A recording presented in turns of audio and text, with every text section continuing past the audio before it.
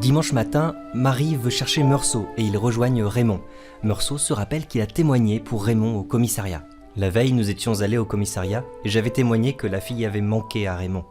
Il en a été quitte pour un avertissement. On n'a pas contrôlé mon affirmation. Au moment de prendre l'autobus, ils aperçoivent un groupe d'Arabes qui les regardent de loin.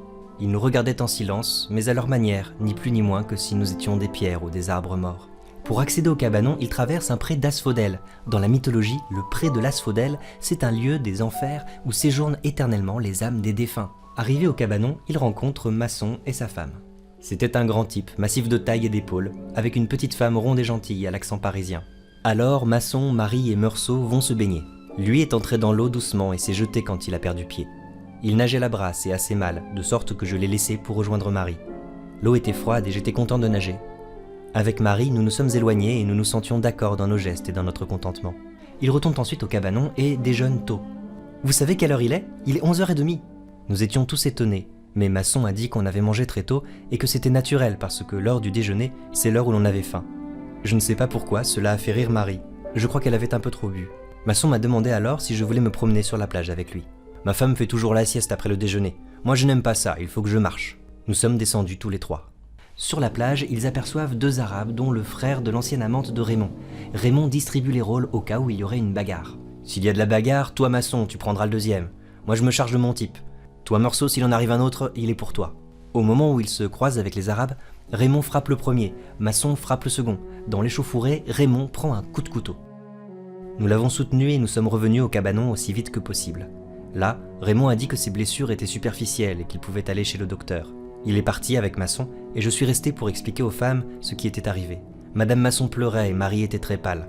Moi, cela m'ennuyait de leur expliquer. J'ai fini par me taire et j'ai fumé en regardant la mer. De retour au cabanon, Raymond veut retourner à la plage et Meursault l'accompagne. Tous ces allers-retours entre le cabanon et la plage sont importants. On est en plein dans le mythe de Sisyphe qui roule son rocher en haut de la montagne et recommence éternellement. Tout au bout de la plage, nous sommes arrivés enfin à une petite source qui coulait dans le sable derrière un gros rocher. Là, nous avons trouvé nos deux Arabes. Ils étaient couchés dans leur bleu de chauffe graisseux.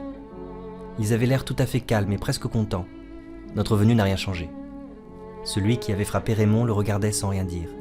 L'autre soufflait dans un petit roseau et répétait sans cesse, en nous regardant du coin de l'œil, les 3 notes qu'il obtenait de son instrument. Raymond saisit son revolver, mais Meursault le dissuade. « Non, prends-le d'homme à homme et donne-moi ton revolver. Si l'autre intervient ou s'il tire son couteau, je le descendrai. » Quand Raymond m'a donné son revolver, le soleil a glissé dessus. J'ai pensé à ce moment qu'on pouvait tirer ou ne pas tirer. Mais brusquement, les Arabes à reculons se sont coulés derrière le rocher. Raymond et moi sommes alors revenus sur nos pas. Cependant, pour des raisons confuses, Meursault reste en arrière. Je l'ai accompagné jusqu'au cabanon, et pendant qu'il gravissait l'escalier de bois, je suis resté devant la première marche, la tête retentissante de soleil, découragé devant l'effort qu'il fallait faire pour monter l'étage de bois et aborder encore les femmes. Mais la chaleur était telle qu'il m'était pénible aussi de rester immobile sous la pluie aveuglante qui tombait du ciel. Rester ici ou partir, cela revenait au même. Au bout d'un moment, je suis retourné vers la plage et je me suis mis à marcher.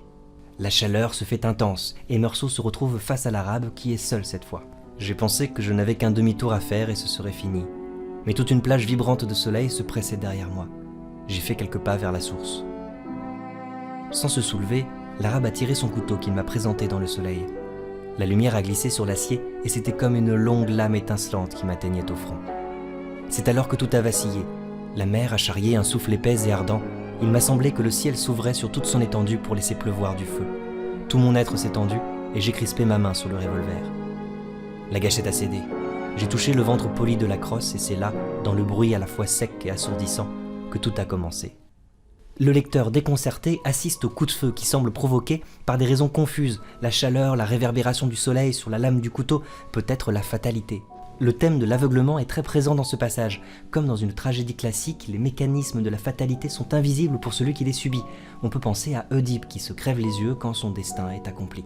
Comme d'habitude, Meursault semble étranger à ce qui se passe autour de lui, comme dénué de volonté. Et pourtant, il va encore tirer 4 coups de feu sur le corps inerte.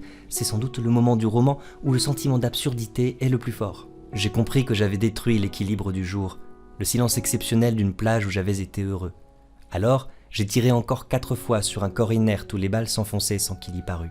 Et c'était comme 4 coups brefs que je frappais sur la porte du malheur. Frapper à la porte, c'est un acte volontaire, il demande à entrer. Tout se passe comme si Meursault acceptait d'avance sa condamnation. Ce meurtre est aussi symboliquement un suicide. La victime sans visage est aussi en réalité un miroir de Meursault lui-même. Dans L'Homme révolté, Camus éclaire ce lien qui existe pour lui entre le suicide et le meurtre. C'est une exigence logique. On ne peut donner une cohérence au meurtre si on la refuse au suicide. Un esprit pénétré de l'idée absurde admet sans doute le meurtre de fatalité. Il ne saurait accepter le meurtre de raisonnement. Vis-à-vis de la confrontation, meurtre et suicide sont une même chose qu'il faut prendre ou rejeter ensemble. À ce moment du récit, Meursault accepte à la fois le meurtre et le suicide comme une étape obligée du raisonnement absurde. Coupable, innocent, comme le dit Racine en citant Aristote dans la préface de Phèdre, tout héros tragique n'est ni tout à fait coupable, ni tout à fait innocent.